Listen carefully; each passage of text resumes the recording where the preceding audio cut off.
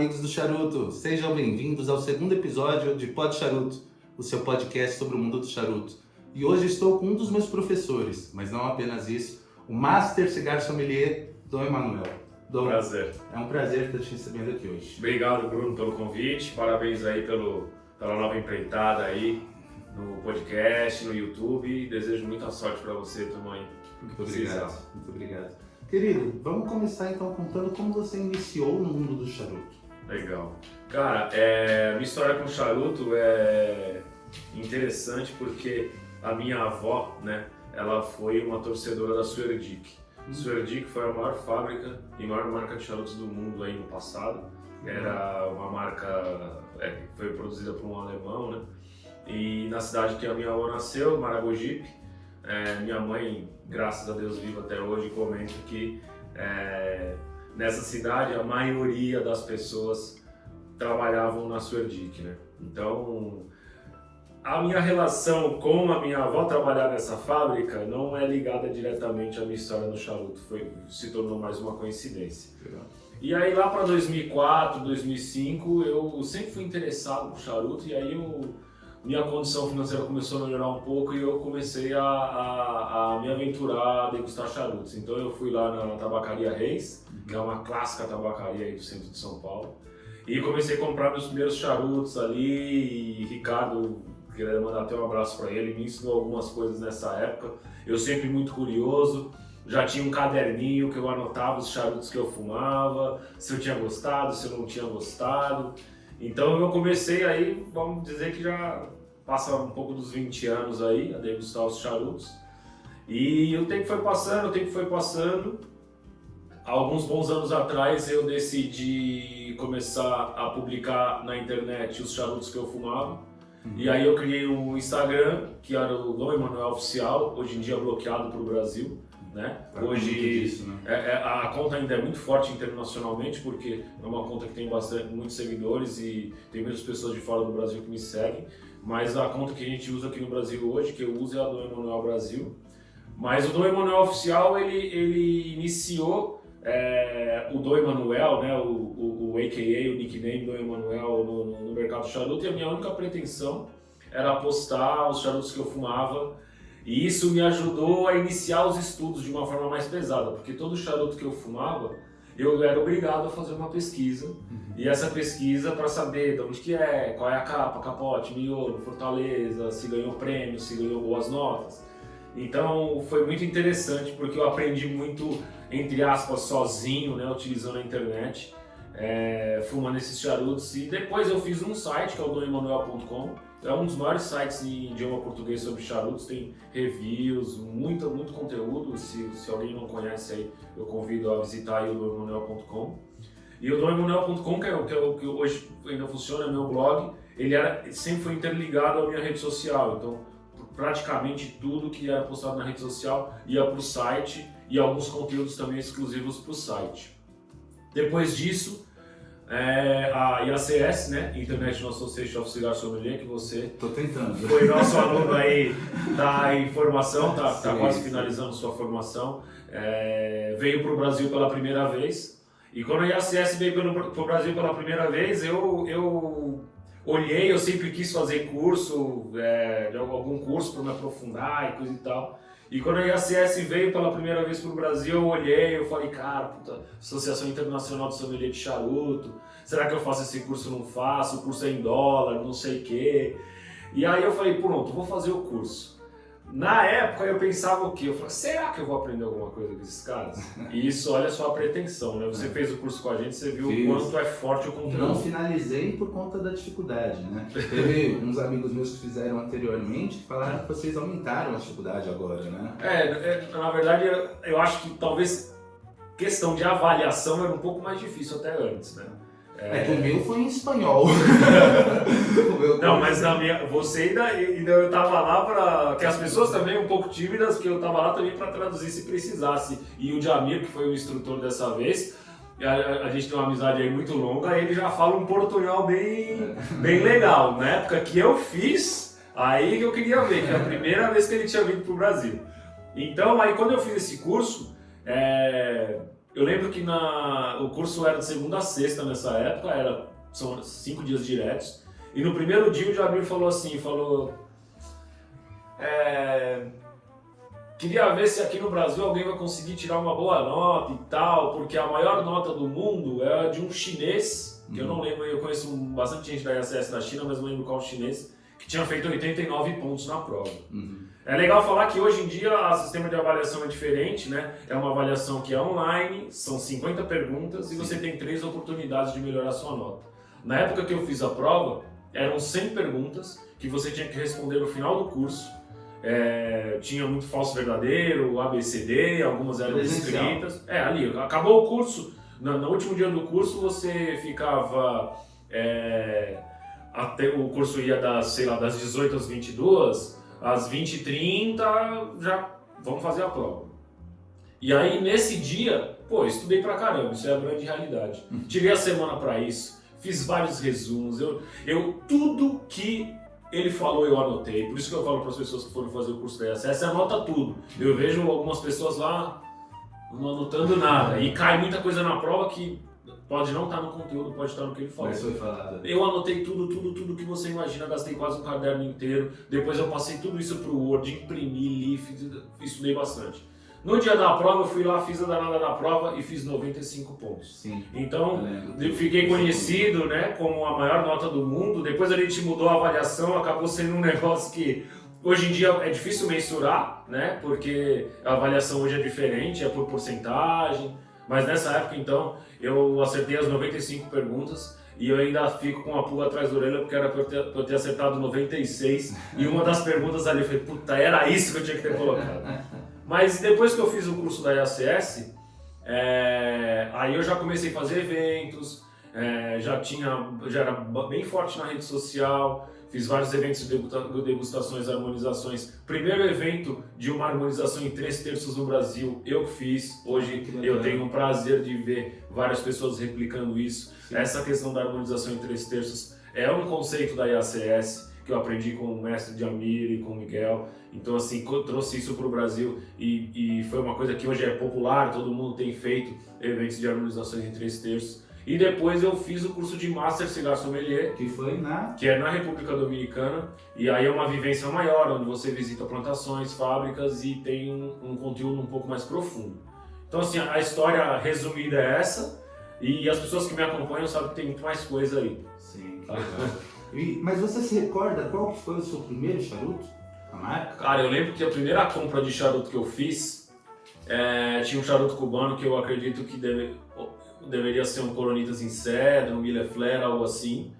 A gente, quando tá começando, vai no preço. E o Daneman, aquele que tinha uma cruz, uma bandeira da Suíça, sim. Um Daneman bem antigo. Então eu lembro que eu tenho até a foto desses charutos, e foram os 2 charutos que eu comprei de cara, e eu não lembro qual foi o primeiro deles que eu fumei. Provavelmente deve ter sido o Daneman, cara. Porque como eu conheço um pouco minha personalidade, eu falei, vou deixar o mais caro para fumar depois, e deve ter sido provavelmente esse Daneman. Mas o primeiro charuto que me pegou e que o bichinho picou mesmo, eu lembro que foi o Monte Cristo de Mundo. Esse charuto que eu fumei no Réveillon uma vez, eu falei, caramba, que baita charuto. Né? Aproveitando você falando agora de cubano, quais para você são as melhores marcas, por ordem de preferência? De charuto cubano. Charuto cubano, então. Aí é uma coisa interessante falar hoje de charuto cubano, né? Então quem começou a fumar lá atrás, na época que eu comecei, ou às vezes até antes, ou um pouco depois, viu a mudança que teve. Preço, qualidade. Mudanças, eu nem vou desabonar nem abonar nada, mas mudanças que tiveram na questão principalmente dos charutos clássicos. E o charuto cubano, como a gente estuda muito isso e sabe como que funcionam as coisas, eu deixo muito designado a questão do charuto cubano para o terroir. Então, como a gente sabe que existe essa denominação de origem protegida, onde os 27 marcas da Habano só podem ser produzidas por tabacos da região de Volta-Barro, é um tabaco de uma micro-região ali, de um microclima específico, o charuto cubano, querendo ou não, eles são bem parecidos. Não sei se você concorda comigo. as notas de sabor são muito similares. Né? Sim, o terroir dele. Mas eu vou te falar, alguns charutos que eu tenho boas lembranças de charutos cubanos, eu gosto bastante do Belicosos Finos Bolívar. Cara, esses dias eu na final lá da UEFA Champions, que agora depois que eu fui para Dortmund, virei um torcedor do Dortmund, né? Eu jogava com o Dortmund no FIFA quando era moleque, e aí a gente foi assistir, aí eu falei, cara, vou fumar um Coiba Robusto. Cara, tava um espetáculo, esse Coiba Robusto estava guardado comigo há um tempo. Mas o Monte Cristo Edmundo, por ter também uma boa lembrança.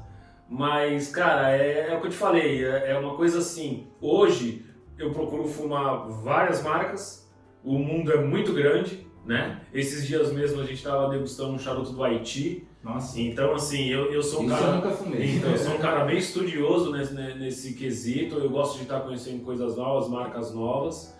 E eu sou um pouco desapegado dessa questão dos habanos, assim. Eu acho legal, respeito pra caramba a história deles. Tenho amigos da indústria aí de habanos também, mas o que me pega hoje são outras marcas, que eu daria preferência agora se você colocasse aqui uma marca... Vamos colocar então seu top 5 mundial, qual seria?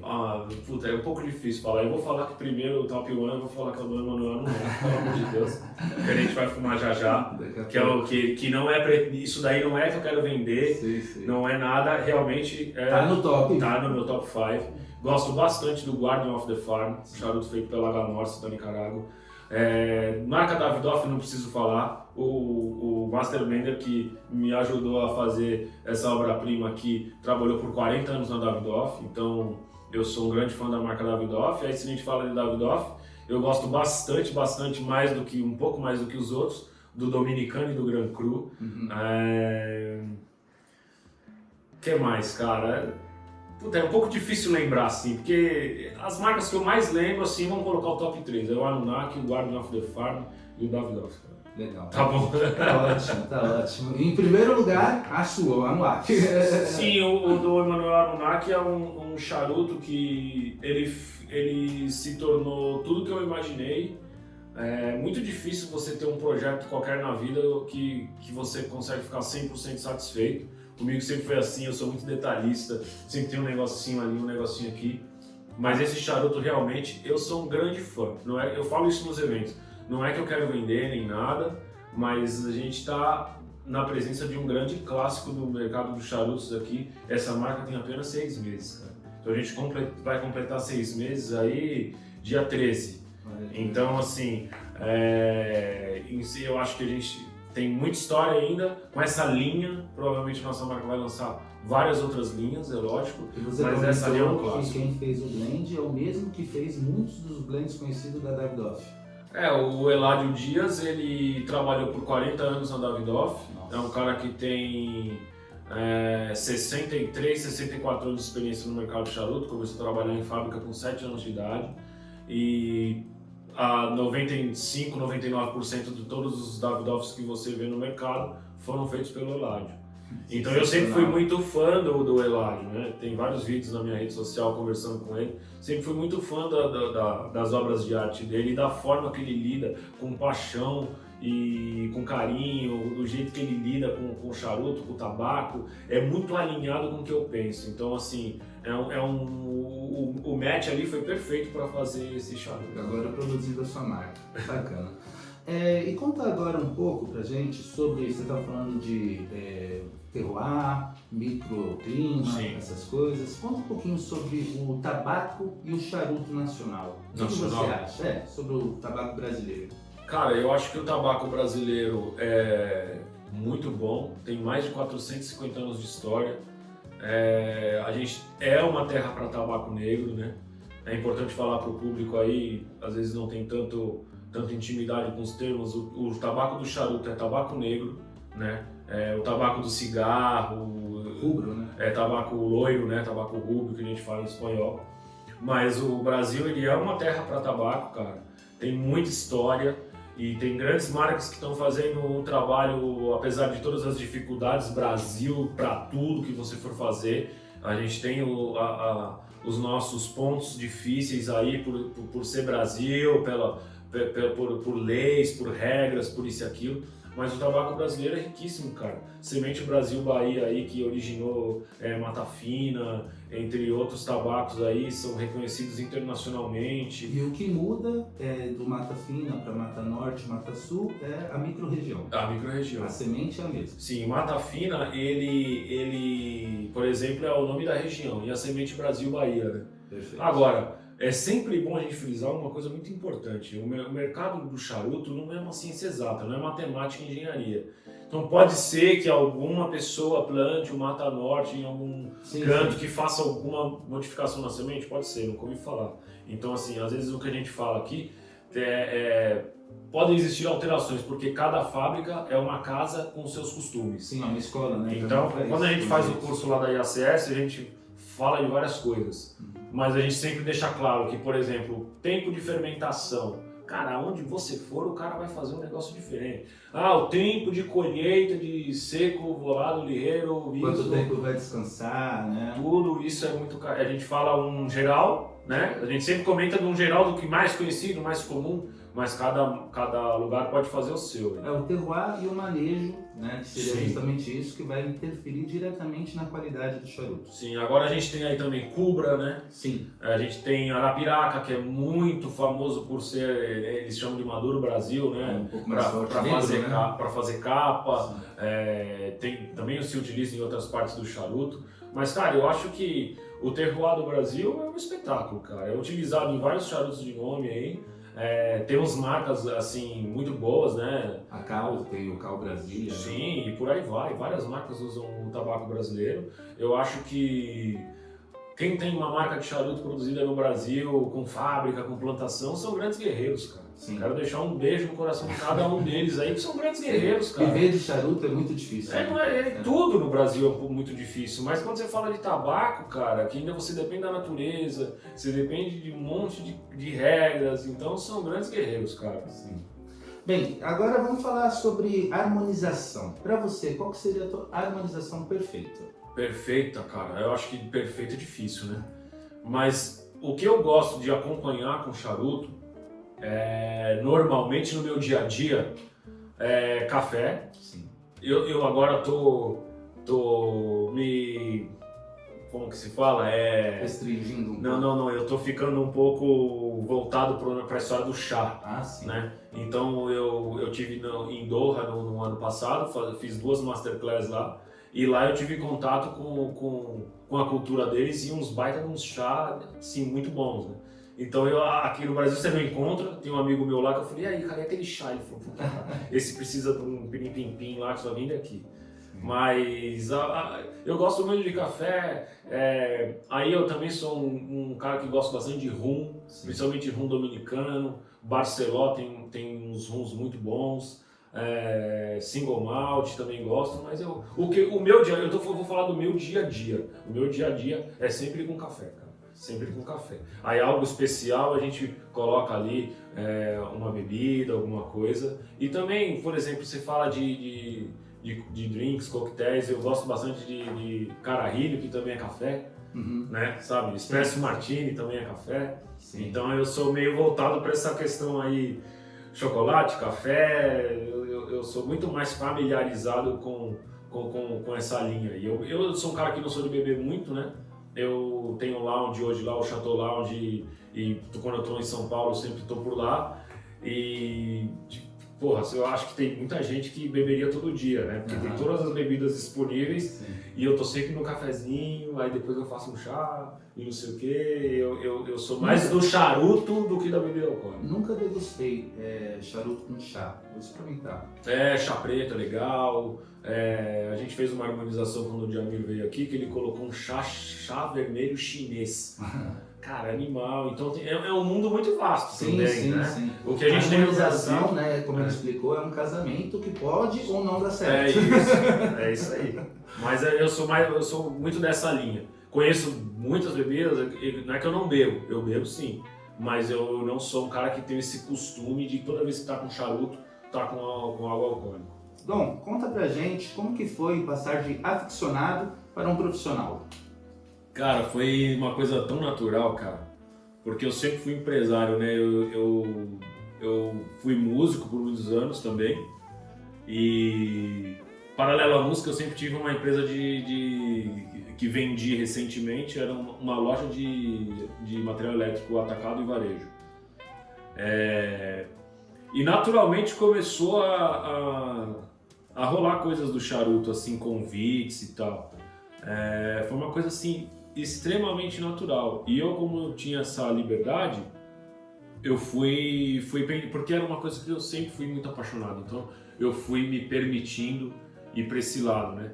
Para fazer eventos, mas não foi uma coisa que eu planejei, assim, eu vou virar um professor, foi uma coisa natural. Eu lembro que um amigo meu uma vez me fez uma pergunta que vai resumir um pouco isso daí. Ele perguntou assim: o que você quer com o charuto? Ele perguntou.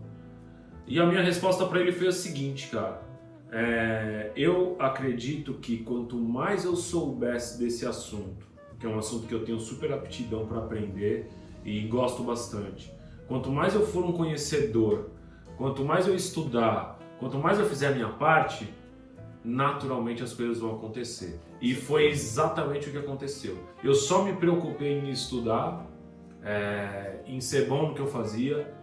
Eu tenho essa facilidade também de falar em público por questão da música.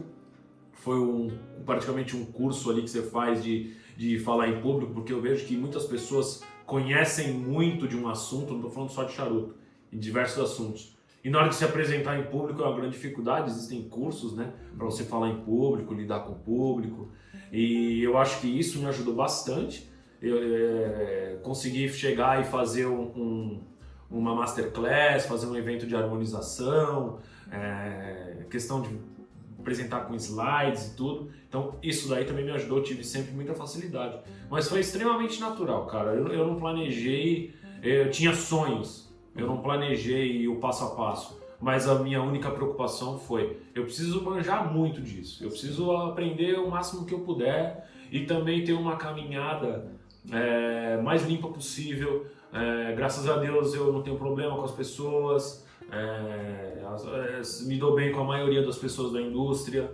Claro que uns você tem mais afinidade, outros menos, mas eu me preocupei mais na questão de estudo, de conhecimento. E fora os cursos que você estava dando, você chegou a trabalhar também em alguns lugares bem legais, né? Eu te conheci, por exemplo, na distribuidora da SIC, não foi? Onde você estava trabalhando lá, fazendo elaborando o catálogo deles, né? Sim, eu fui diretor da Cico, que era uma distribuidora que era a distribuidora oficial de marcas como Davidoff, La Galera, Guardian of the Farm, La Aurora, Padron, Avo. Eu era diretor dessa distribuidora. Eu fiquei lá 1 ano e meio, fazendo um trabalho que era necessário ser feito, mas paralelo eu tinha minha empresa com funcionários e tudo mais. Então foi uma escolha que eu fiz nessa época, principalmente para aprender mais sobre o assunto, porque eu nunca quis saber somente capa, capote, miolo, terroir, harmonização. Sim. Então eu queria aprender também a parte comercial, a parte de importação e exportação, a parte assim geral. Então me serviu, essa escolha me ajudou a aprender muito dessa parte. Eu já sabia algumas coisas, porque antes eu já tinha feito a distribuição de uma marca também. Aí eu agreguei esse conhecimento que eu já tinha dentro dessa distribuição, mas foi uma coisa assim temporária. E aí você foi cada vez mais se envolvendo no mundo do charuto, até então surgiu o sonho de ter a sua própria marca, né? E qual que seria o nome dela? E conta um pouquinho da história dela pra gente, por favor. O sonho da marca é um sonho antigo, é um sonho que quando você começa a sonhar parece distante. E quando eu pensei em fazer minha marca, eu já era uma pessoa assim, posso dizer, conhecida no mercado do charuto. Então eu já tinha aquela coisa que tipo assim, cara, o charuto tem que ser bom. Então a minha preocupação era que o charuto fosse muito bom. Eu tô degustando, ele é muito bom. Nessas andanças que eu fiz pelo mundo, né? Em um dos Festival Pro Cigar, que eu sou super apaixonado aí, é o Festival da República Dominicana. No primeiro Pro Cigar que eu fui como aficionado. Eu já tinha carteirinha de imprensa na época, por causa do meu site e tudo. Eu se você pega um crachá do ProCigar dessa época, ele já é um crachá press, né, de imprensa. E aí eu fui visitar a Davidoff e eu conheci o Eladio lá. Eu já sabia quem era o Eladio, conhecia assim de tirar foto e tal. Olha só como as coisas são. E eu também conhecia também o filho dele, que na época era responsável pelo comércio exterior da Pérez Carrilho. Pérez Carrilho chegou no Brasil há algum tempo atrás, teve uma importação para o Brasil, eu que fiz todo o trâmite de importação para Pérez Carrilho, onde eu estava prestando serviço que é um baita charuto. Na distribuidora. Então eu fiz todo o processo de trazer o Pérez Carrilho para cá. Mas só para ilustrar, o filho do Eladio trabalhava na Pérez Carrilho, era responsável por vendas internacionais. Nessa época eu estava escrevendo para a revista Latino Aficionado, cheguei até a entrevistar o filho do Eladio para a revista. E a gente ficou, porque o dominicano é meio que brasileiro, são caras receptivos, super amigos, e aí eu fiz esse contato com eles. E depois, na época da pandemia, foi uma época que eu tava em cima disso, querendo falar, puta, onde eu posso fazer minha marca? Eu vou falar com fulano, com ciclano, ver como é que é, quantos charutos tem que fazer, como funciona. E aí o Eladio saiu da Davidoff. Quando o Eladio saiu da Davidoff, o filho dele também saiu da Pérez Carrilho. E eles ficaram independentes. E aí eu sempre falava com eles, eu falei, cara, e aí, vocês podem, né? Vamos conversar e tal, e acabou dando super certo, as coisas correndo muito rápido. E aí o Eladio fez aí em parceria com a gente esse blend aí maravilhoso de 7 tabacos. E me conta um pouquinho sobre a marca. Ela está apresentada em 2 bitolas, certo? Sim, 2 bitolas. E qual que é o blend dele, você sabe? Sim, a gente tem aí uma capa dominicana, capote negro San Andrés México e o miolo dominicano. São 7 tabacos, é complexo, né? O Eladio ele até comenta do número 7, né? Que o número 7 também é um número que me persegue. E ele explica que o número 7 em 7 dias foi construído o mundo, supostamente. As notas musicais são 7. Então ele fala que para ter essa harmonia, ele sempre utiliza 7 tabacos. Muitas marcas pelo mundo, que isso não desabona nenhuma marca, tá? Utilizam 3 tabacos, sim, 4 tabacos. Então aí é bem complexo, as pessoas percebem uma evolução do charuto assim, muito, muito perceptível, né? Que tem charutos que evoluem quando você faz aquele pequeno esforço para perceber. E o charuto Anunnaki, tanto a bitola robusto quanto a touro, que é a Nu é a touro e o Ki é o robusto. Eles são charutos que você percebe muito a evolução, né? Não, eu achei isso. Então a gente tem aí de capa a Corojo 99, dominicana. É uma capa dominicana, já é uma capa difícil de se encontrar em qualquer charuto, né? Você encontra aí, primeira capa dominicana que se tem notícia, você sabe que foi do Opus X. Então, alguns poucos outros charutos utilizam capa dominicana, é uma capa difícil de ser bem feita, né? Então aqui a gente tem uma capa muito legal. A gente tem aí um capote negro San Andrés México, é uma coisa diferente também nesse charuto. Porque é mais forte nesse. Porque nesse mercado charuto você vê muito negro San Andrés como capa. Que é uma capa bem preta. Como capote é mais difícil. E no miolo a gente tem aí Corojo original, Corojo 99. Ninguém usa essas coisas para capote. Sim, A gente tem aí também a Habano 92, a Habano 2000 e o Piloto Cubano. Então são 7 tabacos aí, miolo totalmente dominicano, a capa só que é do México e o capote que é do México e a capa é dominicana. Anunnaki. Conta pra gente um pouquinho sobre a história do charuto, sobre a arte da caixa, um pouco da anilha. Você sabe que assim, esse Anunnaki, né? Tem muitas pessoas, às vezes eu chego nos eventos e eu pergunto, quem que já ouviu falar em Anunnaki? Aí, foram os primeiros, né? Então assim, o que a gente tem como bitolas aí? Quando você pega a bitola robusto é Ki, né? E a bitola touro é Anu. Então essa seria a deusa. Então aí a gente fala assim, Anunnaki, o que significa? Filhos de Anu. Então, por que eu escolhi esses nomes como primeiras bitolas? Porque Anu e Ki é como se fosse um casal. Então eles enviaram seus filhos para cá. Então a ideia dessas primeiras 2 bitolas ser a Nuiki, porque eles depois podem gerar os outros filhos, entendeu? Que ser Enki, Enlil, entre outros. Legal. Então por isso que a gente tem aí a imagem, né, da deusa, Deus sumério do céu e deusa suméria da terra. Realmente é muito bom e agora já está disponível na Levemon, tanto o touro quanto o robusto. Adquira já o seu. E me conta, qual que seria o aspecto mais gratificante da vida de um Master Sommelier? É o fumar o charuto? Ai, cara, você sabe que assim, eu vejo muitas pessoas que se formaram, né, na IACS e pode se chamar de IACS também. E acho que a coisa mais importante de você ter um título é que primeiro você precisa realmente estudar isso, né?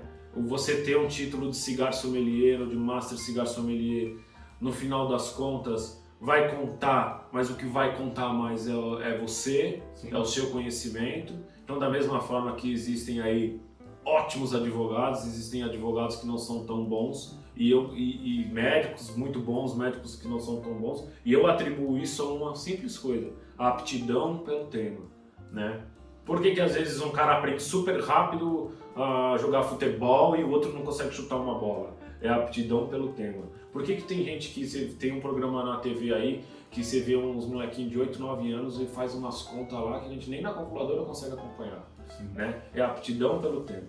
Então eu acho que a coisa mais gratificante seria você ser realmente apaixonado pelo que você faz e você continuar estudando e o mais gratificante é que cada vez que mais você vai estudar, vai te abrir a mente para que você vá aprendendo mais e mais detalhes e ter mais clareza das coisas, né? Eu acho que a questão de você ter um título, ter um PIN, ter alguma coisa, não quer dizer nada se você não tem um conhecimento. Sim. E no caso, quantos sommeliers existem no mundo, mais ou menos, pela IACS? Cara, eu não tenho, esse número eu fico te devendo, porque a gente faz curso no mundo inteiro. São alguns milhares, correto? Não, eu creio que não chega a 1000. Eu acho que da última vez a gente estava falando em 400 e pouco. Mas no Brasil, Master Sommelier, quantos são? Cara, também hoje eu não tenho certeza, mas eu creio que a gente deve ter uns 4 ou 5 por aí. Olha só, é difícil então, né? Bem difícil. É complicado assim na questão de, nem tanto de ter que viajar. Tem que se doar para isso, tem que viajar de fato você isso. Você vai ter que fazer uma imersão realmente, assim, se dedicar para isso, né? Fazer de verdade a coisa. Mas hoje por muito tempo eu fiz o Master sozinho e hoje já temos mais algumas pessoas que foram fazer o Master aí e são super bem-vindos, né? Para você fazer o curso de Master, você precisa ter passado com boas notas no curso de Cigar Sommelier, para você estar apto a fazer o Master. E é legal porque no Master normalmente tem pessoas do mundo inteiro, então você vai ver gente da Europa, Estados Unidos, Ásia, então essa vivência também é muito legal. Conta pra gente qual que seria o melhor canal para estar te acompanhando. Cara, o Instagram é Dom Emanuel Brasil, né? É onde a gente consegue estar mais atualizado ali, mas eu também tenho um canal no YouTube que faz bastante tempo que eu não posto nenhum vídeo, mas tem quem não conhece também, se colocar aí Dom Emanuel no YouTube, vai ver que tem vários vídeos, tem entrevistas também, tem cobertura do Festival Pro Cigar, do Festival Origens, tem algumas coisas assim externas, né, que eu fiz, e também eu entrevistei alguns grandes amigos aí da indústria.